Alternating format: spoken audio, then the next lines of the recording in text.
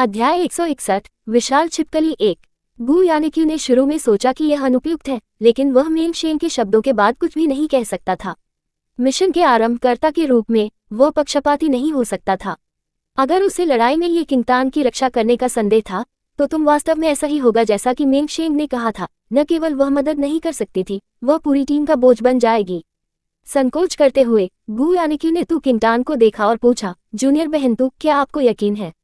हाँ, ये किंगतान मुस्कुराए। गू यानिक्यू के पास कोई विकल्प नहीं था और वह केवल किन्हुआन की स्थिति को बदल सकता था और अन्य विशाल छिपकलियों को निर्देशित करने के लिए 2 अन्य शिष्यों के साथ साथ किंगतान को जगह दे सकता था। योजना की पुष्टि करते हुए टीम ने तुरंत विशाल रॉक कैनियन में प्रवेश किया। एक बार जब वे प्रवेश कर गए तो सभी ने गर्मी को अलग करने के लिए अपनी ऊर्जा को निर्देशित करना शुरू कर दिया। क्रिम्सन पत्थरों के बीच कोई भी ये देख सकता है कि हड्डियां हर जगह बिखरी हुई थीं और छोटे जानवरों ने समय समय पर उनकी आंखों से गुजरते थे। उच्च तापमान और तीव्र गर्मी तरंगों के तहत उनमें परिसंचारी ऊर्जा के साथ भी उनके शरीर से गर्मी को पूरी तरह से अलग करना असंभव था। हर कोई पहले से ही थोड़ी देर के बाद पसीने में लथपथ था। केवल ये किंगतान और किन्हुआन पहले की तरह ठीक थे, जबकि उनके चेहरे थोड़े लाल थे, वे पसीने में नहीं टूटे। विशाल रॉक कैनियन में विशाल छिपकली छिपे हुए के अलावा अन्य राक्षसी जानवर थे। अपने आंदोलन की आवाज को कम करने के लिए सभी के नक्शे कदम हल्के थे। दिए गए नक्शे के अनुसार वे धीरे धीरे विशाल छिपकली की खोह के पास थे। विशाल छिपकली की खोह चट्टानों के एक गंदा टीले से बनी एक गुफा थी। टेनिकॉपस के टुकड़े और कुछ विघटित मांस को आसपास की कुचल चट्टानों के ऊपर बेहोश देखा जा सकता है। ये यहाँ होना चाहिए, गू यानिक्यू ने कहा कि उन्होंने विघटित मांस की जांच करते हुए अपनी आंखें संकुचित कर दी और जमीन पर दांतों के निशान के साथ हड्डियों को कुचल दिया। एक तीखी सड़ने वाली गंध गुफा से बाहर यात्रा की। गू यानिक्यू ने एक हाथ चिन्ह दिया, सभी को अपने संबंधित स्थानों पर जाने का निर्देश दिया। वह गुफा के बाहर खड़ा हो गया और एक हल्के मैच में फेंक दिया जो उसने बहुत पहले तैयार किया था। चमकते हुए मैचस्टिक ने पिच काले रंग की खोह में उड़ान भरी। जब यह अतीत में उड़ गया तो कोई भी हड्डियों को देख सकता था और शवों को विघटित कर सकता था। सड़ते हुए मांस को गर्म चट्टानों द्वारा भुनाया जा रहा था, एक तीखी गंध जारी कर रहा था। एक कुरकुरा ध्वनि गुफा से बाहर यात्रा की। सभी ने अपनी सांसें पकड़ी और ध्यान केंद्रित किया। अगले सेकंड में स्विंग ध्वनियों को सुना जा सकता है। पीछे हटना, गू यानिक्यू ने सख्ती से आदेश दिया और तुरंत एक दूरी खींच ली। जिस क्षण वह पीछे हट गया, एक घनी काली छाया अचानक गुफा से बाहर हो गई। अचानक अलग अलग आकारों के दर्जनों विशाल छिपकलियों ने एक बार में गुफा से बाहर निकले। उनमें से सबसे छोटा एक भेड़िया के आकार के बारे में था, जबकि बड़े लोग एक पुराने बैल के थे। हर विशाल छिपकली उन पर एक मोटी और भारी कवच थी, और जब उनके पास छोटे अंक थे तो इन चट्टानों पर उनकी गति असामान्य रूप से तेज थी। उनमें से कई विशाल छिपकलियों की संख्या को देखकर हर कोई हैरान था। उनमें से समूह, जो मूल रूप से सोचा था कि खोह में केवल 10 विशाल छिपकलियों थे, उस समय एक बदसूरत अभिव्यक्ति थी। इससे पहले कि वे अगली चाल ले सके, उनके नीचे की जमीन अचानक कांप गई। एक विशाल आकृति धीरे धीरे खोह से बाहर आ गई। यह अद्वितीय आकार का एक विशाल छिपकली थी, लगभग 4 से 5 मीटर लंबा खड़ा था। इसका विशाल और खूनी मुंह आधा खुला था। तेज दांतों की पंक्तियों के बीच इसकी विभाजित जीभ ने आधे रास्ते को नीचे गिरा दिया। जैसे जैसे ये सांस लेता था, सभी के चेहरे को एक भयानक तीखी गंध के साथ बधाई दी जाती थी। अध्याय 162 विशाल छिपकली 2। स्तर 6 विशाल छिपकली एक उच्च स्तरीय राक्षसी जानवर था और इसकी गति प्रेरित भय थी। उस विशाल फ्रेम के चारों ओर एक साथ क्लस्टर किए गए विभिन्न आकारों के दर्जनों विशाल छिपकलियों थे। पार देखकर ये बीहड़ पीले रंग की ग्रे चट्टानों के एक पैच की तरह था। लक्ष्य लॉक, तुरंत छोटे विशाल छिपकलियों को निर्देशित करने के लिए एक उपयुक्त स्थान खोजें। गू यानिक्यू ने मिशन के लक्ष्य पर अपनी आंखें तकी और तुरंत सभी को कार्रवाई में आने का आदेश दिया। जब उसने अपनी सजा पूरी कर ली तो उसने सहज रूप से ये किंगतान को देखा और बहुत चिंतित था कि वह समय पर प्रतिक्रिया नहीं कर सकती थी क्योंकि यह उसका पहला मिशन था। इसके अलावा बहुत सारे छोटे विशाल छिपकलियों थे जिन्हें निर्देशित करना था और केवल 3 लोगों के साथ कुछ कठिनाई होगी। तथापि बस जब गू यानिक्यू तो किंगतान को देखने के लिए बदल गया तो उसने अचानक महसूस किया कि जिस क्षण वह बोलता था, ये किंगतान पहले से ही एक विशाल चट्टान के ऊपर खड़े होने के लिए उसके छिपने की जगह से पहले से ही छिड़काव कर चुके थे। उसकी आस्तीन को लुढ़का दिया गया, जिससे उनमें एक छिपे हुए ब्लेड का पता चला। लगभग उस समय के आसपास जब गू यानिक्यू ने उसकी ओर देखा था, ये किंगतान ने अचानक उसके छिपे हुए ब्लेड से क्रमिक रूप से कुछ तीर निकाल दिए और हर तीर छोटे विशाल छिपकलियों की सबसे घातक बिंदुओं पर उतरा। वह छिपा हुआ ब्लेड एक गुप्त हथियार था जिसे उसने अपने पिछले जीवन में इस्तेमाल किया था और उसने लिन टाउन छोड़ने से पहले इसे विशेष रूप से बनाया था। ये छोटा और बहुत सुविधाजनक था जब उसकी बाहों पर सशस्त्र और उसकी आस्तीन में छिपा हुआ था। अचानक हमले के कारण परेशान विशाल छिपकलियों को रोष में बढ़ने और हमलावर की दिशा की ओर देखा गया, जहां उन्होंने देखा कि आप किंगतान को बहुत स्पष्ट स्थिति में खड़े थे। पुष्ट स्तर 6 विशाल छिपकली ने गुस्से में वृद्धि की और पूरी जमीन कांप गई। तुम क्या कर रहे हो कि किंगतांग? मेंगशेंग ये किंगतांग में सदमे में दिखे गए जो अचानक कूद गए। वह छोटे विशाल छिपकलियों का ध्यान आकर्षित कर रही है। एक और शिष्य जो मेंगशेंग के साथ छिपा हुआ था, वह हैरान था। मेंगशेंग का चेहरा अंधेरा हो गया। वह पागल है, वह विशाल छिपकलियों के ध्यान को आकर्षित करने के लिए उस तरह की स्थिति में क्यों खड़ी है? क्या उसे लगता है कि वह विशाल छिपकलियों की तुलना में तेजी से दौड़ सकती है? मुझे लगता है कि वह सिर्फ मौत की तलाश करना चाहती है। यह अच्छी जूनियर बहन है जो गु यानिक्यू को मिला। मुझे लगता है कि वह बस जीने से थक गई है। उद्धरण चिन्ह। ये किंगतान की कार्रवाई ने वास्तव में सभी को बंद कर दिया। गु यानिक्यू हैरान था और मानसिक रूप से ध्यान दिया गया था कि चीजें खराब हो रही थी। विशाल छिपकलियों की संख्या पहले से ही उनकी अपेक्षा से परे थी और यह केवल विशाल छिपकलियों के ध्यान को आकर्षित करने के प्रभारी लोगों के बोझ को गुना करेगा। छोटे विशाल छिपकलियों को निर्देशित करने के प्रभारी अन्य 2 शिष्यों को भी कार्रवाई नहीं हुई थी और ये किंगतान वास्तव में अकेले ही बाहर निकले थे। ये केवल मौत की मांग कर रहा था। जल्दी, आप दोनों उन्हें विचलित करने के लिए तुरंत ऊपर जाते हैं। गु यानिक्यू ने उत्सुकता से अन्य 2 शिष्यों को निर्देश दिया, लेकिन समय अंततः थोड़ा बहुत देर हो चुकी थी। सभी विशाल छिपकलियों का ध्यान तो किंगतान पर केंद्रित था। स्तर 6 विशाल छिपकली से एक गुस्से में वृद्धि के साथ छोटे जानवरों ने तुरंत उस चट्टान की ओर छिड़काव किया जो कि किंगतान खड़ा था।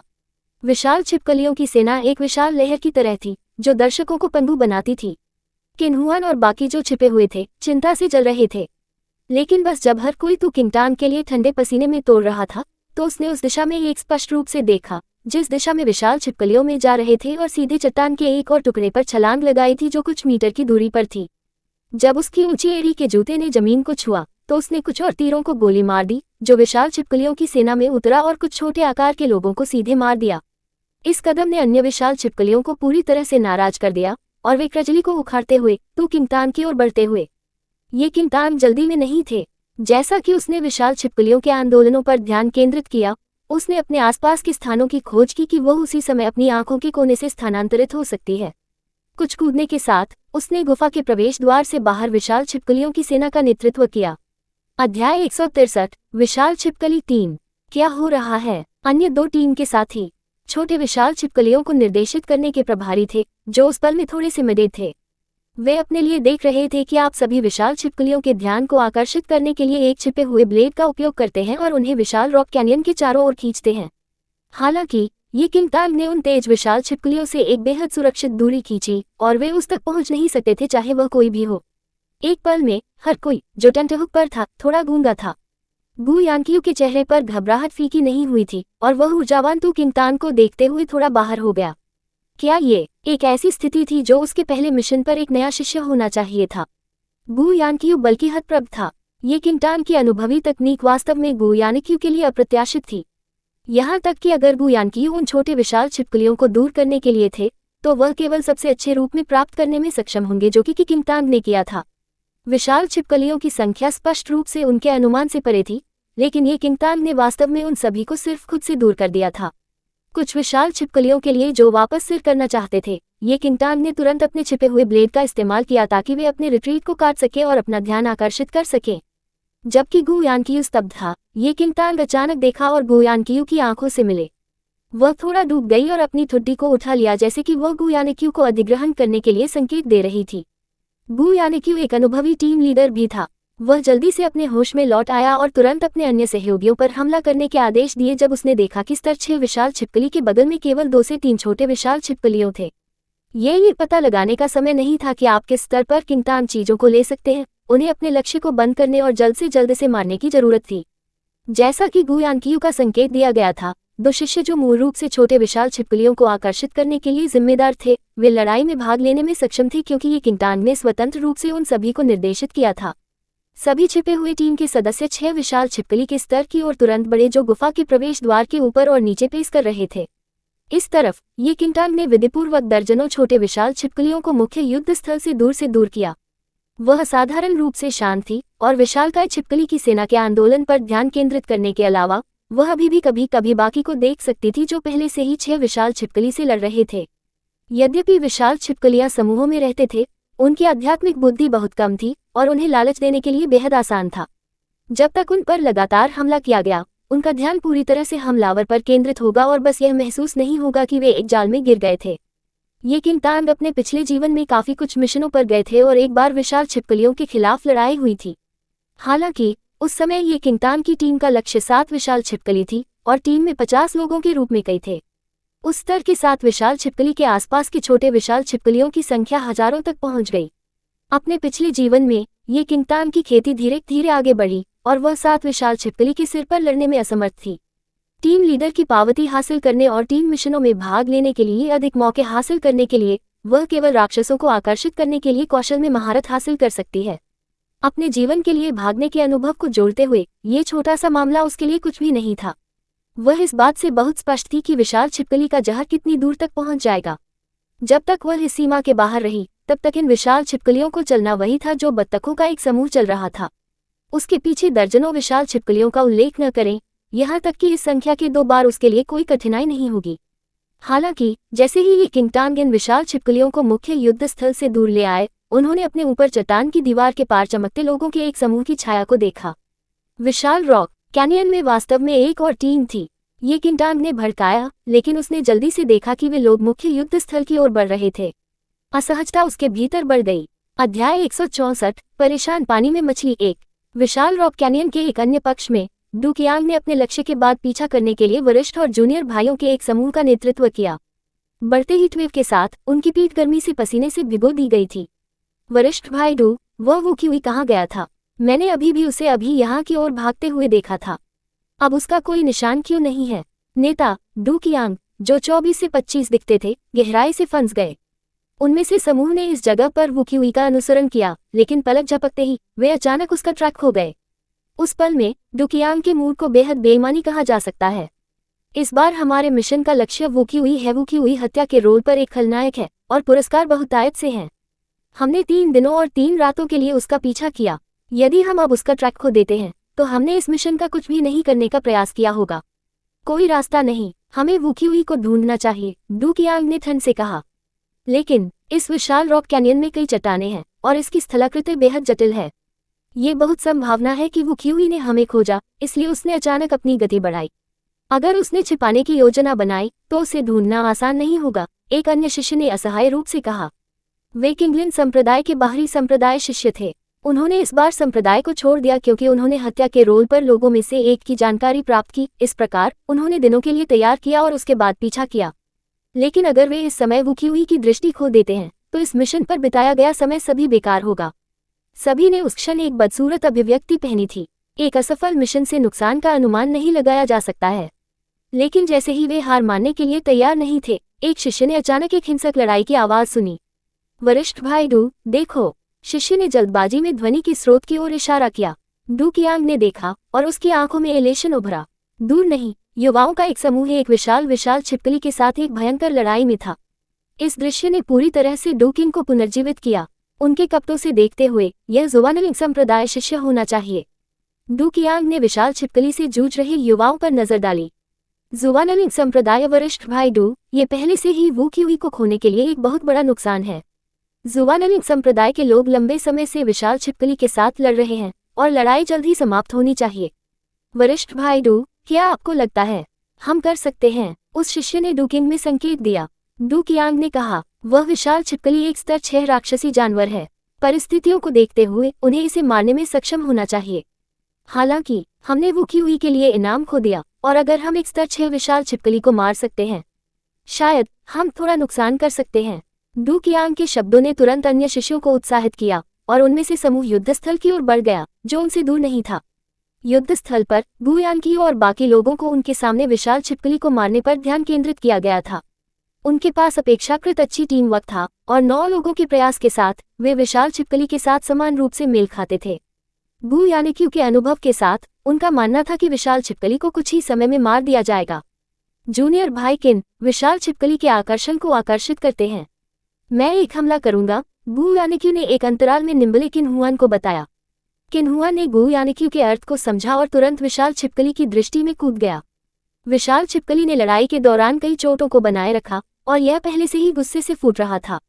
अचानक अपने हमलावर को उसके सामने कूदते हुए देखकर उसने एक बढ़ने दिया और उसके खूनी मुंह के साथ खुला हो गया। अध्याय 165 परेशान पानी में मछली। तो बस जब विशाल छिपकली का ध्यान आकर्षित किया गया था तो गू यानिक्यू ने मेंग शेंग के साथ एक नज़र का आदान प्रदान किया और तुरंत विशाल छिपकली की पीठ पर कूद गया, तलवार को उसके हाथों में सीधे उसके गले में छेदते हुए। लेकिन जैसे ही गू यानिक्यू की तलवार उतरी, एक ठंडी रोशनी अचानक उसके कंधे से गुजरी। गू यानिक्यू ने इसे सहज रूप से टाल दिया और उस ठंडे प्रकाश ने विशाल छिपकली की गर्दन पर घाव पर सही पंक्चर किया। एक बार जब ठंड की रोशनी डूब गई तो गू यानिक्यू ने महसूस किया कि यह एक तीर था। घाव विशाल छिपकली की गर्दन पर था, सबसे नाजुक स्थिति। चूंकि यह एक मोटी कवच द्वारा संरक्षित किया गया था, गू यानिक्यू और बाकी ने आखिरकार इस घाव को खुले में चीरने के लिए बहुत कठिनाई के साथ एक अवसर पाया और बस इस अंतिम घातक झटका की प्रतीक्षा कर रहे थे। तथापि वह तीर गू यानिक्यू की तुलना में एक कदम तेज था और यह विशाल छिपकली के मांस में डूब गया। विशाल छिपकली से अचानक ग्रंट के साथ बड़ी मात्रा में रक्त उसके मुंह के कोने से बाहर निकला। किन हुआन, जो विशाल छिपकली का ध्यान आकर्षित कर रहा था, उस ठंडी रोशनी से भी विचलित हो गया था और उसके नक्शे कदम पर थोड़ा धीमा हो गया। लेकिन इससे पहले कि विशाल छिपकली नीचे गिर गई, ये हिंसक रूप से जहर के एक कौर को बाहर निकालता है जो संयोग से विचलित किन हुआन पर छींटाकशी करता है। विशाल छिपकली जोर से हाउल के साथ जमीन पर गिर गई, लेकिन इसके बाद किन हुआन का दर्दनाक रोना था। विशाल छिपकली का जहर बेहद संक्षारक था और यह कि अंतिम माउथफुल जहर किन हुआन की छाती पर थूक दिया गया था। केवल एक पल में किन हुआन की छाती से पहले के कपड़े पूरी तरह से दूर हो गए थे। सभी को एक पल के लिए अचंभित कर दिया गया था और गू यानिक्यू तुरंत अपने होश में लौट आए। किन हुआन के पक्ष में जमीन पर सांस की विशाल छिपकली को देखते हुए मेंग शेंग स्तब्ध था। एक स्तर 6 विशाल छिपकली केवल उसी तरह है, बल्कि व्यंग्यात्मक हंसी लग रही थी। जिस क्षण आवाज की आवाज लगी, मेंग शेंग और अन्य जुवानलिंग संप्रदाय शिष्यों ने एक बार में आवाज की ओर देखा। उनके सामने जो दिखाई दिया वह हरे रंग के 10 युवा थे जो उनकी ओर चल रहे थे और नेता के हाथों में एक उत्तम चांदी का धनुष था। उस आदमी के हाथों में चांदी के धनुष से 6 विशालकाय छिपकली के स्तर को मारने वाले तीर को गोली मार दी गई थी। मेंग शेंग का चेहरा तुरंत अंधेरा हो गया। उन सभी ने इन लोगों की वर्दी को मान्यता दी। ये किंगलिन सेक्ट की वर्दी थी। किंगलिन संप्रदाय और जुवानलिंग संप्रदाय दोनों संप्रदाय थे और स्वॉर्डप्ले में विशिष्ट थे। वर्षों की प्रतियोगिता के बावजूद वे अभी भी एक विजेता का समापन नहीं कर सकते थे और यह कहा जा सकता है कि वे लंबे समय से बुरी शर्तों पर थे। यदि इन दो संप्रदायों के शिष्य सामान्य दिनों में बाहर मिलते हैं तो वे सबसे अधिक संभावना एक लड़ाई में समाप्त हो जाएंगे। मेंग शेंग और बाकी लोगों को उम्मीद नहीं थी कि वे यहाँ किंगलिन संप्रदाय के लोगों का सामना करेंगे और इससे भी बदतर ये तथ्य था कि वर्तमान स्थिति उनके लिए बहुत प्रतिकूल थी। उन्होंने पहले से ही अपनी सारी ऊर्जा को अभी 6 के स्तर के साथ संघर्ष से कम कर दिया था और अगर वे किंगलिन सेक्ट के लोगों के साथ लड़ते तो ये खतरनाक होता। छठे जूनियर भाई, विशाल छिपकली के जहरपित को हटा दें, नेता डू कियांग ने कहा, एक मुस्कुराहट के साथ। जुवानलिंग संप्रदाय के शिष्यों में एक झलकती हुई नजर डालती है। जिस क्षण डू कियांग के शब्दों में कहा गया था, जुवानलिंग संप्रदाय के शिष्यों ने तुरंत उनके चेहरे को अंधेरा कर दिया। विशाल छिपकली का शिकार करने का उद्देश्य उसके शरीर में जहरपित प्राप्त करना था। यदि जहरीले पित्ताशय की थैली को किंगलिन संप्रदाय लोगों द्वारा छीन लिया गया था तो इस बार उनका मिशन वास्तव में बर्बाद हो जाएगा। यह विशाल छिपकली हमारा शिकार है जिसने आपको इसे छूने की अनुमति दी है। मेंग शेंग ने लंबे चेहरे के साथ ठंड से फटकार लगाई। डू कियांग ने अपने भौंक को उठाया और जुवानलिंग संप्रदाय के शिष्यों के थके हुए भावों को देखा। आपका शिकार, यह विशाल छिपकली स्पष्ट रूप से मेरे एक तीर के साथ अभी मारा गया था। यह आपका शिकार कैसे बन गया? अध्याय 166 परेशान पानी में मछली 3। मेंग शेंग डू कियांग के शब्दों पर इतना गुस्सा था कि उसका चेहरा पलायन कर रहा था। स्तर 6 विशाल छिपकली की इतनी मोटी खुरदरी त्वचा थी, एक तीर इसे कैसे मार सकता है? यदि उनकी लंबी लड़ाई के लिए नहीं, जिसने विशाल छिपकली की कमजोरी को उजागर किया, तो डू कियांग भी विशाल छिपकली को चोट नहीं पहुंचा पाएगा, भले ही वह सभी तीरों को गोली मारता हो। ये किंगलिन संप्रदाय लोग स्पष्ट रूप से परेशान पानी में मछली के लिए स्पष्ट रूप से थे। यदि यह कोई और दिन होता तो मेंग शेंग और बाकी लोग लंबे समय से बास्टर्ड्स के इस समूह के साथ लड़ने के लिए चले जाते, पर अब मेंग शेंग ने अपनी आंखों के कोने से अपने साथियों को देखा। ये किंटान के अलावा, जो अस्थायी रूप से मौजूद नहीं थे क्योंकि वह राक्षसों को निर्देशित करने के प्रभारी थे, अन्य पहले से ही 6 जॉइंट छिपकली के स्तर के खिलाफ लड़ाई से थक चुके थे और उनमें से कुछ ने भी चोटों को भी निरंतर चोटों के रूप में देखा था। उनमें से गू यानिक्यू, किन हुआन और वह टीम के सर्वश्रेष्ठ सदस्य थे। हालांकि गू यानिक्यू मुख्य हमलावर था और उसने सबसे अधिक ऊर्जा कम कर दी थी, जबकि किन हुआन ने विशाल छिपकली द्वारा उस पर जहर थूक दिया था क्योंकि किंगलिन संप्रदाय के कमीनों ने अचानक हमला किया था और कोई भी नहीं जानता था कि वह जीवित रहने में सक्षम होगा या नहीं। ऐसी परिस्थितियों में वे किंगलिन संप्रदाय के लोगों के खिलाफ कैसे लड़ सकते थे, जो पूरी तरह से बख्तरबंद थे। शानलिंग संप्रदाय से हर कोई स्पष्ट रूप से किंगलिन संप्रदाय लोगों की योजना को बता सकता है। दूसरे पक्ष ने विशेष रूप से इस समय को फ्रीलार्ड के लिए चुना क्योंकि उन्होंने देखा कि शानलिंग संप्रदाय की स्थिति बेहद खराब थी। आप अभी भी यहाँ क्यों खड़े हैं? जहरपित को हटा दें। डू कियांग ने अहंकार का आदेश दिया। वह निश्चित था कि दूसरा पक्ष निश्चित रूप से विद्रोह नहीं करेगा, अन्यथा जुवानलिंग संप्रदाय की वर्तमान स्थिति को देखते हुए उन्हें संभवतः उनके द्वारा मौत के लिए पीटा जाएगा। बहुत कम जहरपित की रक्षा करने में सक्षम होगा। आदेश को सुनने के बाद किंगिन संप्रदाय के शिष्य तुरंत आगे बढ़े और जुवानलिंग संप्रदाय से 9 लोगों से ठीक पहले जहरपित को हटाने के लिए एक खंजर का इस्तेमाल किया। कुछ छोटे स्वभाव वाले जुवानलिंग संप्रदाय के शिष्य इतने उग्र थे कि उनकी आंखें रक्तपात थीं क्योंकि उन्होंने देखा कि उनकी कड़ी मेहनत का परिणाम चोरों के इस समूह द्वारा कैसे छीन लिया गया था। किंगिन संप्रदाय के कमीनों, मैं आपकी हिम्मत करता हूँ, जहरपित को छूने की भी कोशिश करता हूँ। एक जुवानलिंग संप्रदाय के शिष्य ने अचानक कदम बढ़ाया। हालांकि उनके चेहरे पर थकावट लिखी गई थी, लेकिन उन्होंने किंगलिन संप्रदाय के शिष्य की सड़क को एक तलवार से अवरुद्ध कर दिया। वे जहरपित नहीं खो सकते थे। यदि यह खो गया था तो इस आधे महीने में सारी मेहनत सभी बर्बाद हो जाएगी। फिर हमें कोशिश करो। आपको क्या लगता है कि आप शानलिंग संप्रदाय लोग हैं? मैंने आपको चेहरा दिया, लेकिन आप इसे नहीं चाहते हैं। न केवल मैं आज जहर को दूर ले जाना चाहता हूँ, बल्कि मैं आपको एक अच्छा सबक कचरा के बेकार टुकड़े भी सिखाना चाहता हूँ। Junior brothers, attack! Du Qiang ने झांसा दिया और तुरंत अपने वरिष्ठ और जूनियर भाइयों को हमला करने का आदेश दिया। तारानकन तारानकन तारानकन, तुम्हारी माँ, मैं इसे तुम्हारे साथ लड़ने जा रहा हूँ। शानलिंग संप्रदाय से हर कोई पीछे नहीं हटता था और सीधे अपने हाथों में तलवारों के साथ भाग गया। सिर्फ एक पलक झपकते में दोनों पक्षों ने एक विवाद में प्रवेश किया। इस तथ्य का उपयोग करते हुए कि उनके पास अधिक लोग थे और वे बहुत अच्छी स्थिति में थे, किंगलिन संप्रदाय लोगों ने गु यानक्यू और बाकी लोगों को भी किसी भी सम्मान को नहीं दिया और उन पर बेरहमी से हमला किया। गु यानक्यू ने जहर दी गई किन्हुआन को खींच लिया और एक ही समय में दुश्मनों से मुकाबला किया। जबकि उनके पास एक बना हुआ प्रकृति थी, किंगलिन सैक्ट की चोरी के अभिमानी कार्य के परिणामस्वरूप रोष को पूरी तरह से उत्पन्न हुआ था। असहाय गु यानक्यू और बाकी ने पहले ही बहुत अधिक ऊर्जा कम कर दी थी, जबकि विरोधी पार्टी सही स्थिति में थी। सिर्फ एक पलक झपकने में जुवानलिंग संप्रदाय के 9 लोग पहले से ही हार के अंत में थे। गु यानक्यू का दिल नीचे तक डूब गया। यदि यह जारी रहता है तो वे निश्चित रूप से एक शक के बिना हार जाएंगे। वरिष्ठ भाई गु, बस आगे बढ़ो और उनसे लड़ो। मुझे अकेला छोड़ दो, मैं ठीक हूँ। किन्हुआन ने सांस रोककर कहा कि उसने अपने दांतों को जकड़ लिया और जहर से जलने को बोर कर दिया। किंगलिन संप्रदाय के उन लोगों ने स्पष्ट रूप से किन्हुआन की स्थिति पर ध्यान दिया और डू कियांग ने 2 जूनियर भाइयों को गु यानक्यू और किन्हुआन को सकल करने के लिए लाया। कोई फर्क नहीं पड़ता कि गु यानक्यू कितना शक्तिशाली था, एक घायल किन्हुआन को घसीटते हुए पहले से ही उसे ठंडे पसीने में तोड़ दिया। अध्याय 167, एक भालू का दिल और एक तेंदुआ पितवन खाया। डू कियांग का हमला बेहद क्रूर था। बस 2 संप्रदायों के बीच घृणा के आधार पर वह चाहता था कि वह इन 9 लोगों को यहाँ और फिर मार सकता है। उसके हाथ में तलवार किन्हुआन की बेरहमी से, और यदि गु यानक्यू के बचाव के लिए नहीं तो डू कियांग ने किन्हुआन के शरीर में एक खूनी छेद बनाया होगा। एक गरिमापूर्ण किंगिन संप्रदाय शिष्य वास्तव में ये बेशर्म है, किन्हुआन ने उग्र रूप से कहा। डू कियांग ने झांसा दिया, पावर उन लोगों के हाथों में है जो जीतते हैं। चूंकि आप सभी हमारे विरोधी नहीं हैं, इसलिए आपको अपने घुटनों पर उतरना चाहिए और दया के लिए भीख मांगना चाहिए। यदि मैं खुश हूँ तो मैं दयालु हो सकता हूँ और आप सभी को छोड़ दें। वाह! किन्हुआन ने गुस्से में चिल्लाया।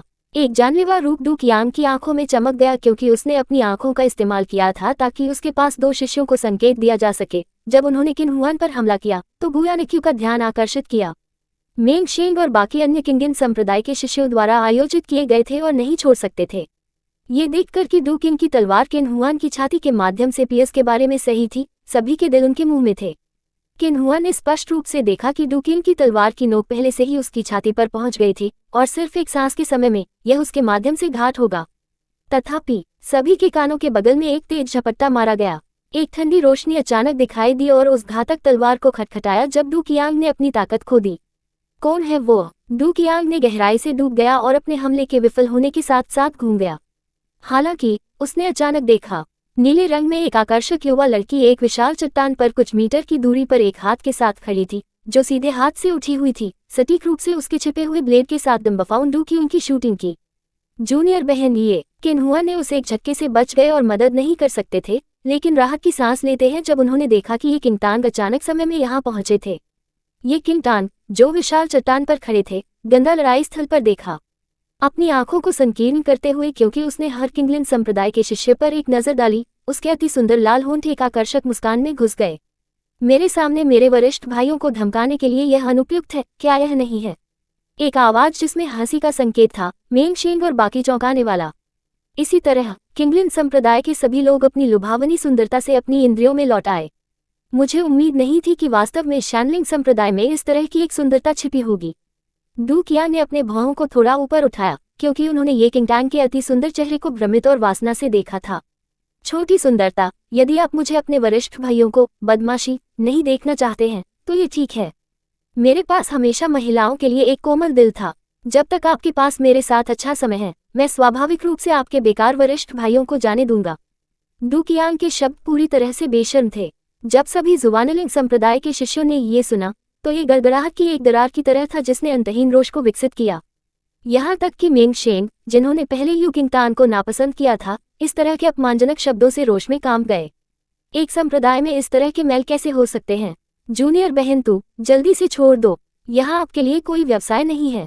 गू यानिक्यू अचानक चिल्लाया। इसके अलावा गू यानिक्यू ने डू कियांग के रवैये से खतरे को तेज कर दिया, और अगर ये किंगटान अब नहीं छोड़ा तो वह पहला ऐसा होगा जिसे डू कियांग ने छोड़ नहीं दिया था। ये किंगटान ने अपनी आंखें संकुचित कर दी, जो एक अवांछनीय जानलेवा इरादे के रूप में उन मुस्कुराते हुए गहने में चमकती थी। आपका समय अच्छा गुजरे। कैसे के बारे में? आपने मुझे पहले एक अच्छा समय दिया है, ये किंगटान ने हंसी के संकेत के साथ कहा। डू कियांग कुछ और वाक्यों को गंदी बात करने वाला था, लेकिन अचानक महसूस हुआ कि तुम किंगटान अचानक उसकी दृष्टि से गायब हो गए। अध्याय 168, एक भालू का दिल और एक तेंदुआ पिट्ठू खाया।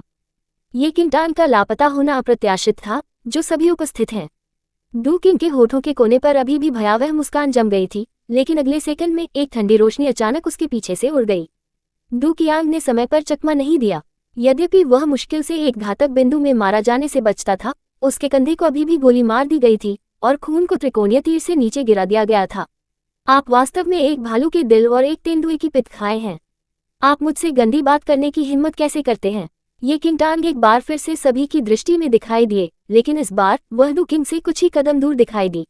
डू कियांग का चेहरा अंधेरा हो गया, तुरंत अपनी तलवार ले लिया और तू किंगटान की ओर छेदा। छोटी बात, मेरी दया की अवहेलना मत करो। एक बुराई और जानलेवा रूप उसकी आंखों में चमक गया। जैसा कि उसने आने वाले डू कियांग को देखा, उसने अचानक अपने पैरों को थोड़ा स्थानांतरित कर दिया।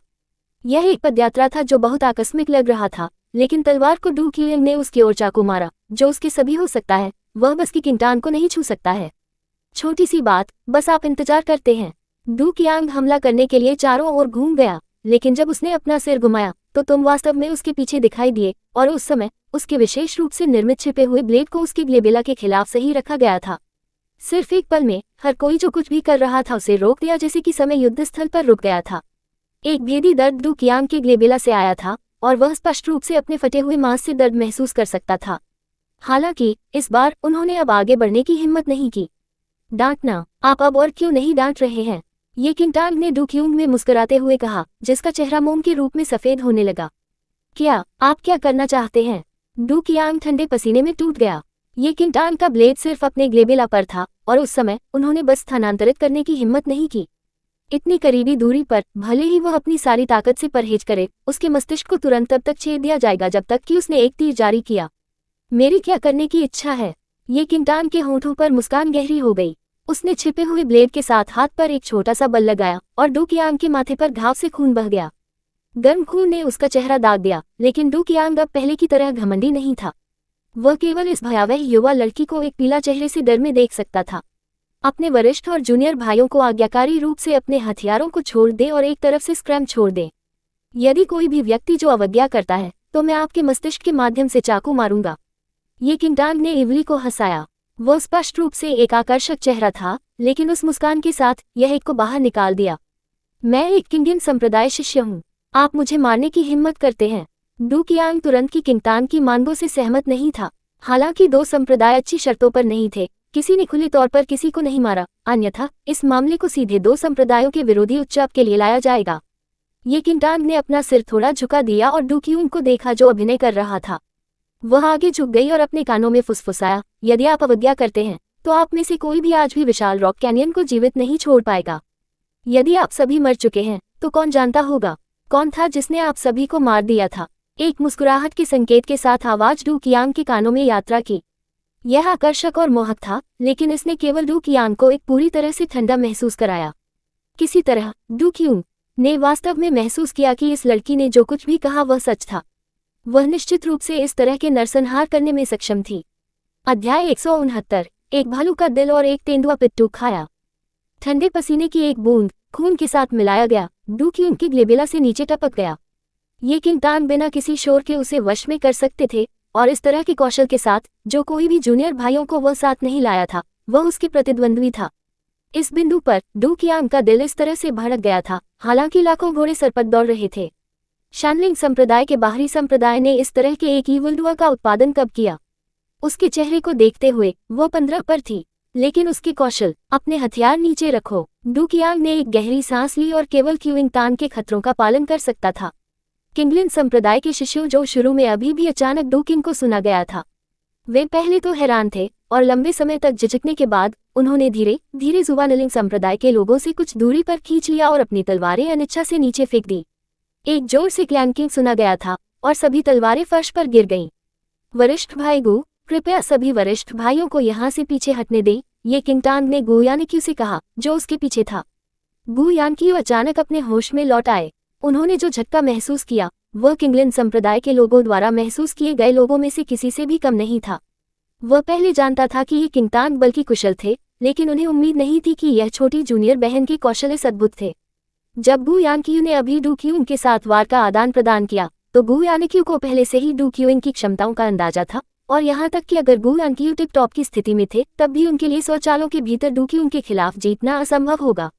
फिर भी अप्रत्याशित रूप से ये किंगटांग के हाथों में डू कियांग भी इसे 2 चालों के माध्यम से नहीं बना सकते थे। जूनियर भाई मिंग, आप सभी पहले यहाँ आते हैं। गू यानक्यू को पता था कि यह चौंकने का समय नहीं था। यदि आप किंगतान की समय पर उपस्थिति के लिए नहीं हैं, भले ही उनमें से 9 सभी डू कियांग और बाकी के हाथों में नहीं मरते, फिर भी वे कुछ लोगों को खो देते। शानलिंग संप्रदाय के शिष्य तुरंत चले गए और ये किंगटांग के पीछे खड़े हो गए। आप मुझे अब छोड़ सकते हैं, डू कियांग ने एक रचनात्मक रूप में डालते हुए कहा। ये किंगटांग ने हंसते हुए कहा कि उसने एक और हाथ उठाया और डू कियांग के पीले चेहरे को थप्पड़ मारा। आप दूर जाने दो, आपने अभी मेरे वरिष्ठ भाई किंग को मारा है। मुझे इसको निपटाने के लिए किसी ढूंढना चाहिए। डू कियांग को चिंतित किया गया था, और इससे पहले कि वह अपने होश में लौट आया, ये किंगटांग ने अचानक अपनी कमर से लटकाए एक खंजर निकाला और डू कियांग की कलाई को भट्ठा किया, एक फ्लैश में अपने टेंडन को तोड़ दिया। एक दयनीय रोना डू कियांग के मुंह से बच गया। उसके हाथों से चरम दर्द ने उसके पैरों को ताकत खो दिया, और वह अपने घुटनों पर एक जोर से गिर गया। वह ध्वनि बहुत तीखी थी, और यहाँ तक कि जुवानलिंग संप्रदाय के शिष्यों को भी इसे सुनने से गोज़बम्स थे। इससे अधिक, इस छोटी छोटी जूनियर बहन का एक अज्ञात दर्द जो पूरी यात्रा के दौरान बहुत शांत था, का गठन किया गया था। किन्हुआन भी गूंगा था, उन्हें उम्मीद नहीं थी कि ये किंगतान वास्तव में उनके लिए बदला लेना चाहते हैं। किंगलिन संप्रदाय उनकी तलवार के लिए प्रसिद्ध था। ये किंगटांग ने उस तरह की तरह डू कियांग के हाथ कंडरा को तोड़ दिया, और यहाँ तक कि अगर डू कियांग को भविष्य में ठीक होने का एक तरीका मिला तो उसके हाथ पहले की तरह फुर्तीला नहीं होंगे। उन कुछ किंगलिन संप्रदाय के शिष्यों को तब जाना था जब उन्होंने देखा कि डू कियांग घायल हो गया था।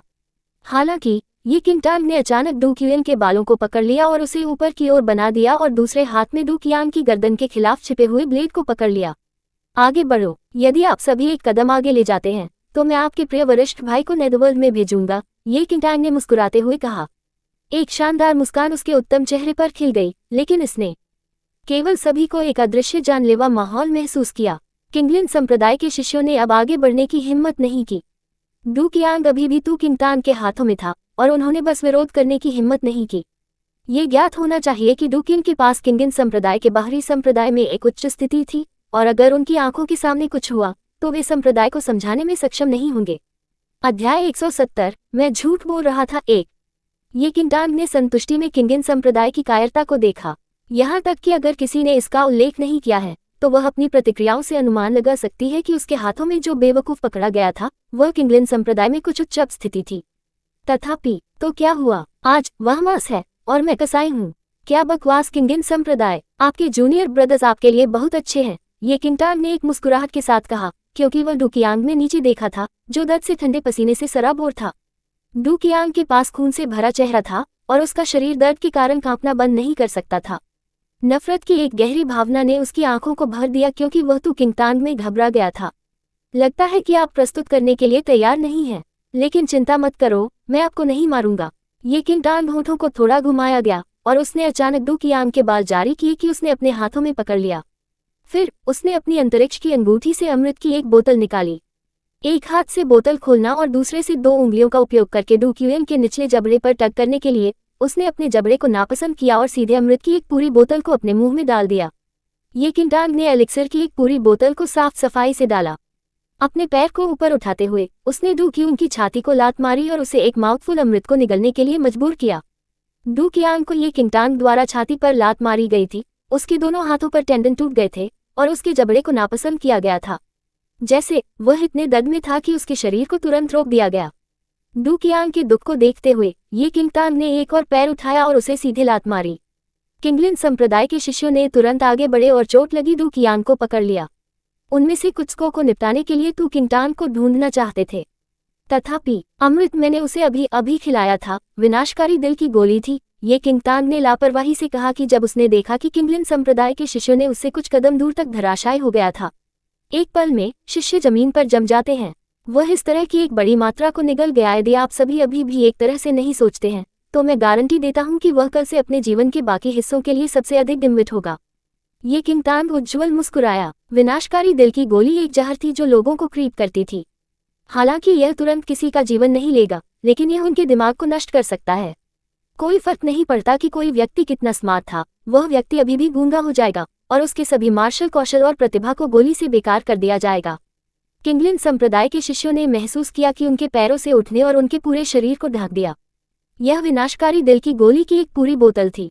बस एक छोटी देरी के साथ डू कियांग वास्तव में मृत से भी बदतर होगा।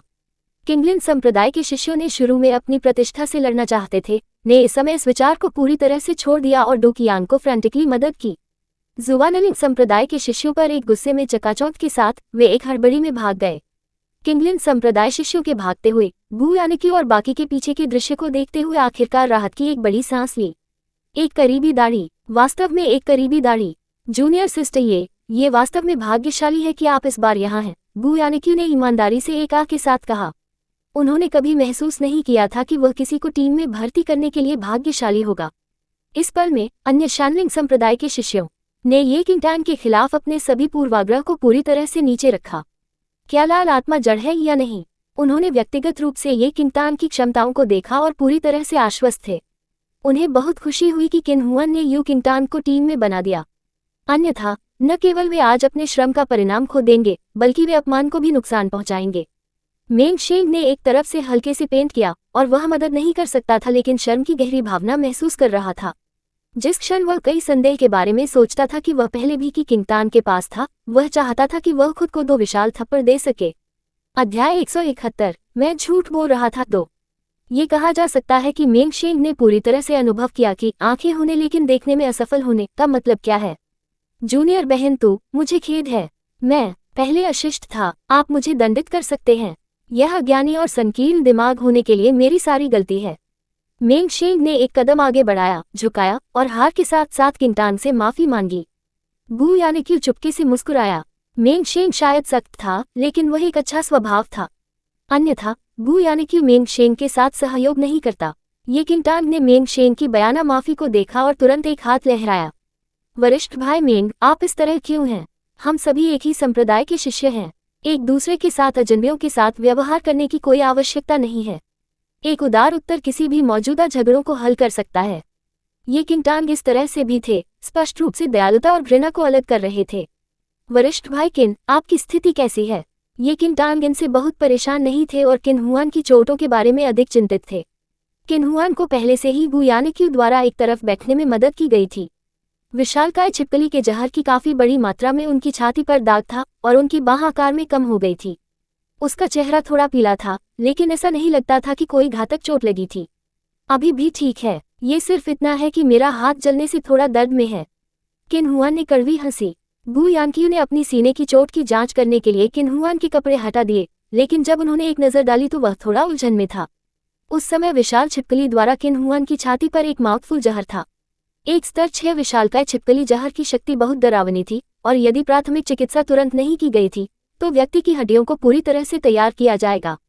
इसके अलावा वे अभी किंगडम संप्रदाय से परेशान थे और सबसे अच्छा समय चूक गए। गु यानिक्यू ने मूल रूप से सोचा था कि किन हुआन की चोट निश्चित रूप से बेहद गंभीर होगी। हालांकि उन्हें उम्मीद नहीं थी कि किन हुआन के कपड़े हटाने के बाद किन हुआन की छाती पूरी तरह से ठीक थी और त्वचा का एक भी टुकड़ा नहीं जलाया गया था, बल्कि यह उसकी बांह पर वह क्षेत्र था जो एक छोटे से छेद को जलाने वाले जहर द्वारा दाग दिया गया था। यह गु यानिक्यू थोड़ा अवाक था। ये पूरी तरह से अलग था जो उसने कल्पना की थी। मेंग शेंग और बाकी भी भ्रमित थे। स्तर 6 विशालकाय छिपकली किन हुआन की छाती पर इतना विशाल माउथफुल जहर देती है, लेकिन वह वास्तव में सही स्थिति में था। यहाँ तक कि अगर किन हुआन स्टील से बना था तो भी वह जंग से जंग को रोक नहीं पाएगा। मैंने आपको बताया कि मैं ठीक हूँ। किन हुआन ने अपनी फम छाती को थपथपाया और साथ ही यह अजीब पाया। उनकी टकटकी अनियंत्रित रूप से अग्नि प्रतिरोधी नर्म कवच पर गिर गई जिसे गु यानिक्यू ने हटा दिया। अग्नि प्रतिरोधी नर्म कवच बिल्कुल भी क्षतिग्रस्त नहीं था। यद्यपि जहर ने उसके बाहरी कपड़ों को जला दिया, लेकिन ये पूरी तरह से नर्म कवच के इस टुकड़े से दूर हो गया था और इस प्रकार उसे घायल नहीं किया। जूनियर बहन तो ये नर्म कवच। किन हुआन अचानक अपने चेहरे पर लिखे गए सदमे के साथ अपने होश में लौट आए। जूनियर बहन तो आपने इस बार मेरी जान बचाई। किन हुआन मूर्ख नहीं थे। वह जानता था कि स्तर 6 विशालकाय छिपकली का जहर बेहद घातक था और वह इस बात से अवगत था कि वह इस त्रासदी से बच सकता है कि आग प्रतिरोधी नर्म कवच के लिए धन्यवाद, जिसे यू किंगटांग ने उसे पहनने का आदेश दिया। इससे पहले किन हुआन ने केवल सोचा था कि यह नर्म कवच गर्मी को अवरुद्ध कर सकता है और कभी भी उम्मीद नहीं कर सकता है ये वास्तव में एक स्तर 6 विशाल छिपकली से जहर का सामना कर सकता है। ये किंगटांग ने किन हुआन पर चकमा दिया, जो एक बार फिर से ऊर्जा के साथ काम कर रहा था। बहुत कुछ कहे बिना उसने एक एंटीडोट लिया और उसे अपने मुंह में भर दिया। हालांकि आग प्रतिरोधी नर्म कवच जहर के अधिकांश हिस्से को दूर कर सकता है, किन हुआन का हाथ अभी भी घायल हो गया था और अगर वह कोई एंटीडोट नहीं लेता तो उसे बिस्तर पर रहने की आवश्यकता होगी। हर कोई इस बारे में उत्सुक था कि किन हुआन मौत से कैसे बच गए। किन हुआन कौनी नहीं थे और उन्हें आग प्रतिरोधी नर्म कवच के बारे में बताया जो कि किंगटांग ने उसे दिया था। गैसों ने तुरंत हवा भर दी। अध्याय 172 मैं झूठ बोल रहा था 3। जैसा कि गु यानिक्यू ने किन हुआन के खुश और उज्ज्वल चेहरे को देखा था, वह नहीं जानता था कि हंसना है या रोना है और उसे अफसोस की भावना महसूस हुई। ये किंगटांग ने किन हुआन को यह अग्नि प्रतिरोधी नर्म कवच दिया क्योंकि किन हुआन ने पहले बचाव किया था, बल्कि ये गु यानिक्यू था जिसे बहुत अधिक चिंताएं थी और हिचकिचाहट थी। अन्यथा उसके पास कवच का एक हिस्सा भी हो सकता है। ये छोटी कनिष्ठ बहन वास्तव में दयालुता और घृणा के बीच स्पष्ट रूप से प्रतिष्ठित है। किन हुआन का चरित्र भी भेस में एक आशीर्वाद था। ये किंगटांग के कार्यों ने उन 9 लोगों की राय बदल दी जो सभी पहले से नीचे देखने के दोषी थे। ये शिष्य स्वभाव से बुरे नहीं थे। यद्यपि वे कुछ हद तक खुद को अत्यधिक सोचते थे, फिर भी वे अच्छे और बुरे के बीच अंतर करने में सक्षम थे। किन हुआन की चोट का इलाज करने के बाद गु यानिक्यू ने कुछ ने विशाल छिपकली के जहर पित्त को हटाने के लिए कुछ का नेतृत्व किया और ध्यान से इसे रखा।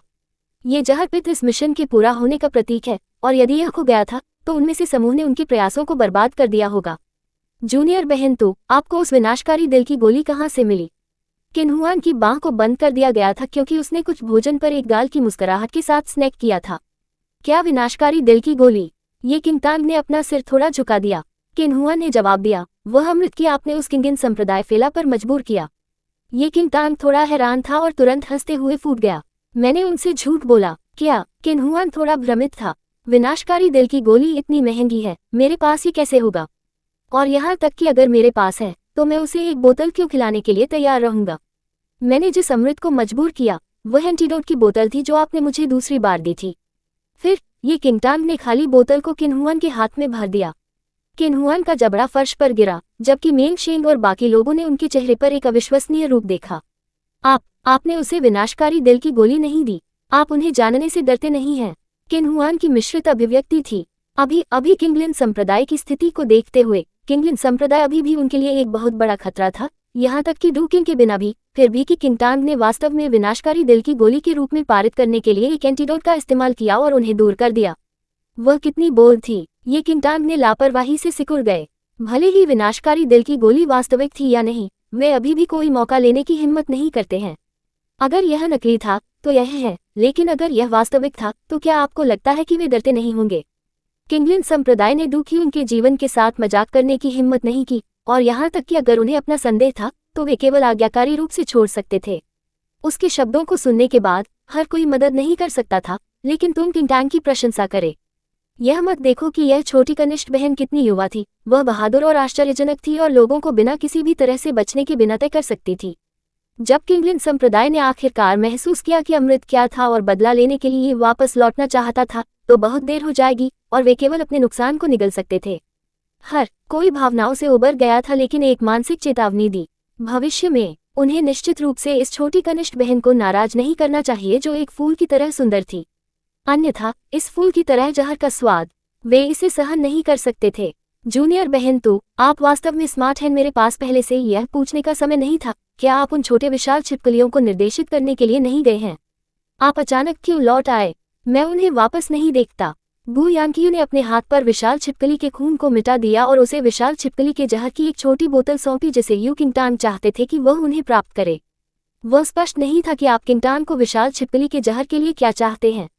ये किंगटान ने जवाब दिया, मुझे नहीं पता कि वे कहाँ गए थे। जब मैंने किंगिन संप्रदाय लोगों को अभी देखा तो मैं वापस आना चाहता था और आप सभी को सूचित करना चाहता था। इस प्रकार मैंने उन छोटे विशाल छिपकलियों को कहीं दूर तक निर्देशित करने का फैसला किया और फिर लौट आए। लेकिन जैसा कि मैंने आधे रास्ते का निर्देश दिया, उन छोटे विशाल छिपकलियों को अचानक तितर बितर कर दिया गया। मैंने मूल रूप से सोचा था कि वे यहाँ लौट आएंगे, लेकिन अब ऐसा लगता है कि वे कहीं और भाग गए। उद्धरण चिन्ह। Please do like, share, comment and subscribe for latest updates and more similar stories.